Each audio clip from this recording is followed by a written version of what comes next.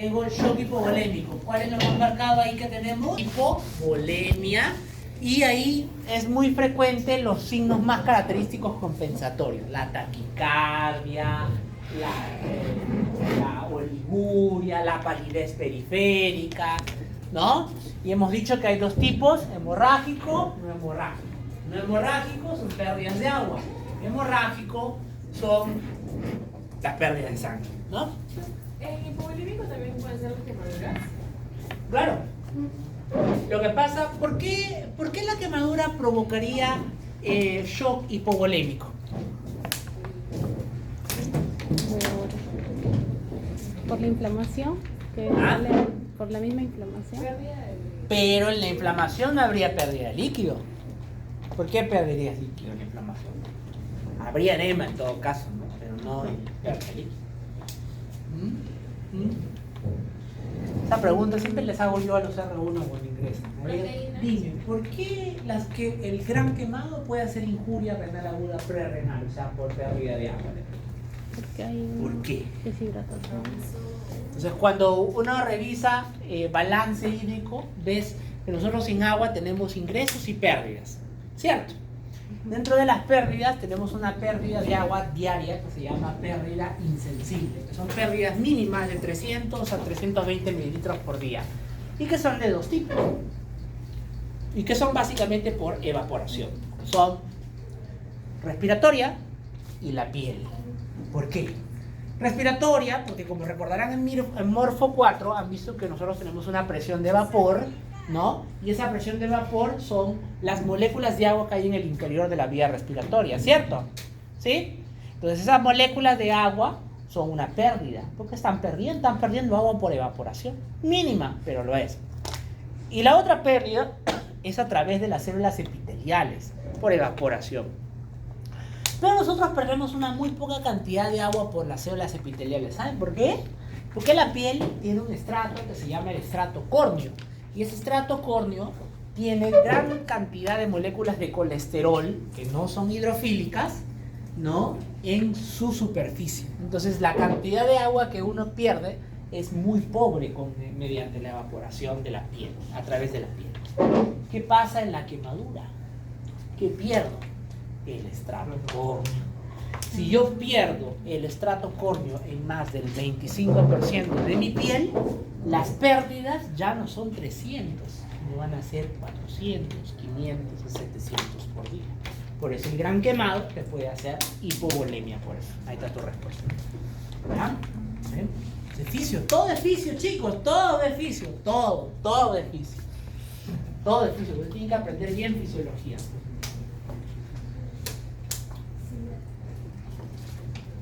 Muy bien. Vamos a ver.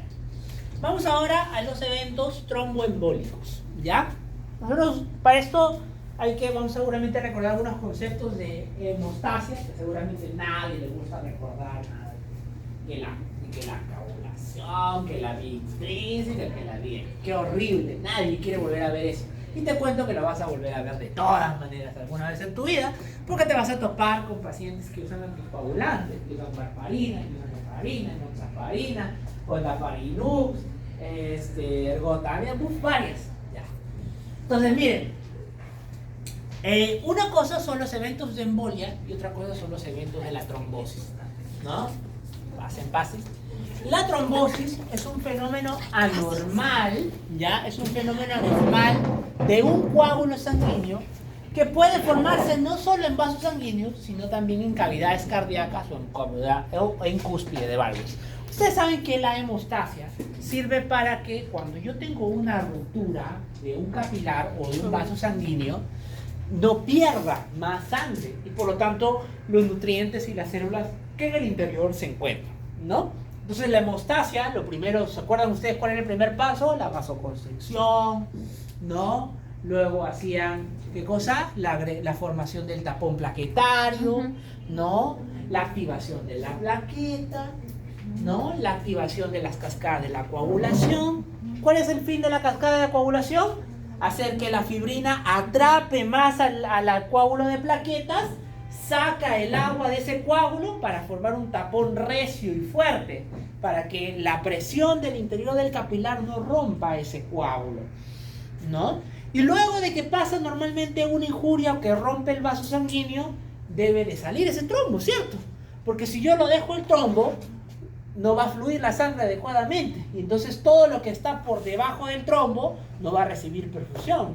Entonces necesito diluir el trombo. Por lo tanto, hay mecanismos anticoagulantes, ¿no? Por ejemplo, en la activación del activador de plasminógeno, que activa a la plasmina, que es una proteína que rompe los enlaces de fibrina que se han formado como una red. Lo rompe. ¿Cuándo lo hace? Cuando habitualmente ya el tejido ha entrado a reparación.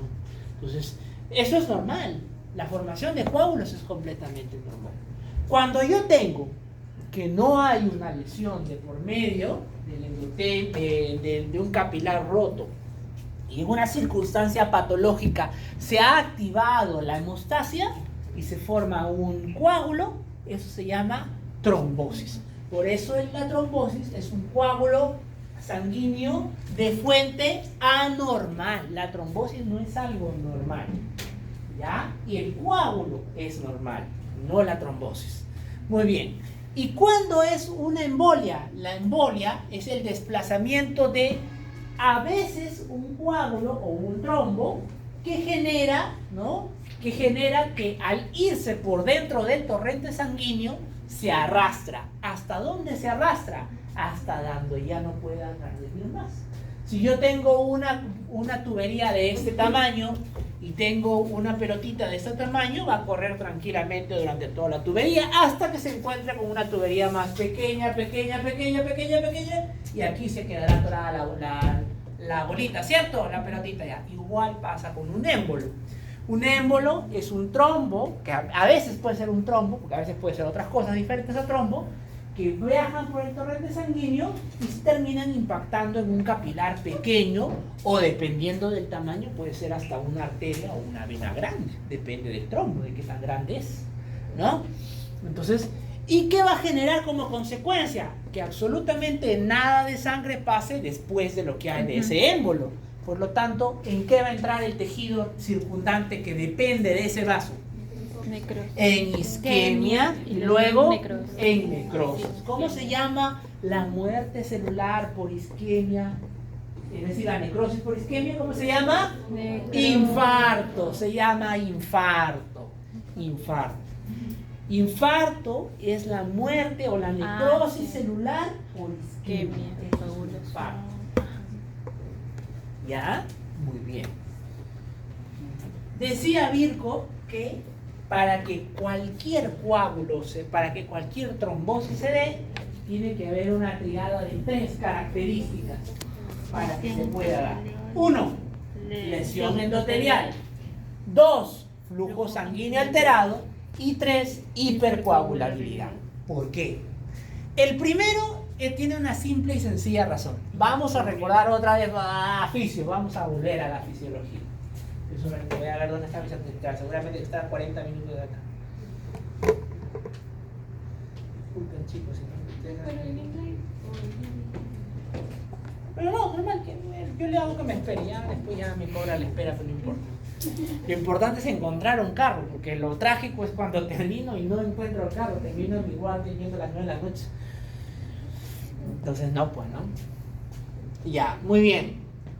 Entonces, muy bien, vamos a ver, aquí, entonces, vamos a la trombosis ya. Lesión endotelial, a ver, vamos a recordar un poquito de hemostasia. Para que se active la cascada de la coagulación y también para que se active el tapón plaquetario, que la plaqueta venga, se pose acá, ¿qué necesito yo? ¿Qué necesita ver? Que la célula endotelial se desprende.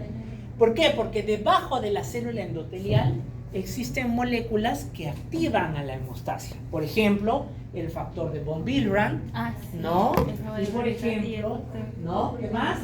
La selectina, ¿qué más? El colágeno tipo 4, ¿no? Etcétera. Pues todas son moléculas que activan no solo a las vías de la coagulación, sino también a la agregación plaquetaria. Dime. Ah, ya. Listo.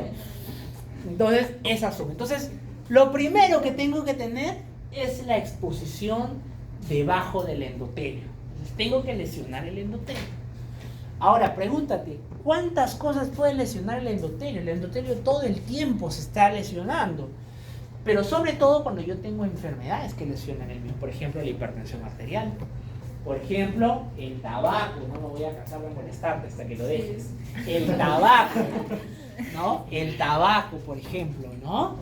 Y todas las enfermedades proinflamatorias generan lesión endotelial. La hiperglucemia genera, por ejemplo, también lesión endotelial. Entonces la diabetes también.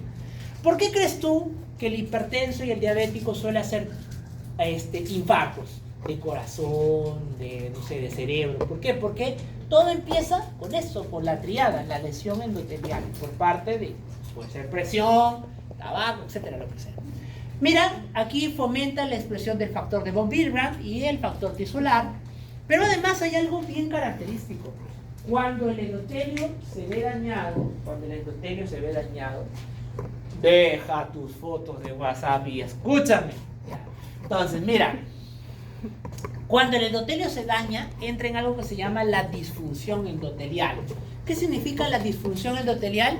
Significa cuando el endotelio comienza a producir algunas proteínas que no debe de producir en ese momento. Por ejemplo, baja la expresión de trombomodulina, que inhibe la activación de la trombina, ¿no? Y la secreción de inhibidores del activador del plasminógeno. O sea que, ¿no?, disminuye la secreción de aquel que modula al coágulo cuando no debe de presentarse. Entonces, eso se llama la activación o disfunción endotelial. El endotelio activa cosas que no tiene que activar en el momento en el que no está lesionado en un sanguíneo.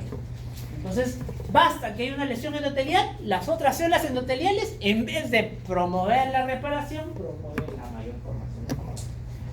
Lo segundo, el flujo sanguíneo alterado.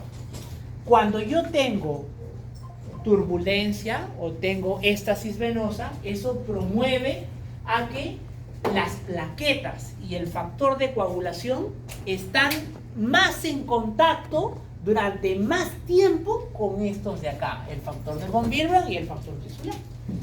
Porque para que se forme el coágulo tiene que empezar primero porque la plaqueta tenga contacto con esos factores, ¿cierto? Entonces, si yo disminuyo la velocidad de la plaqueta, entonces estoy haciendo que más rápido se forme. No conforme con eso, normalmente en la circulación el flujo sanguíneo hace que la plaqueta esté en el centro y los eritrocitos suelen estar periféricos. ¿Ya? Perdón un ratito.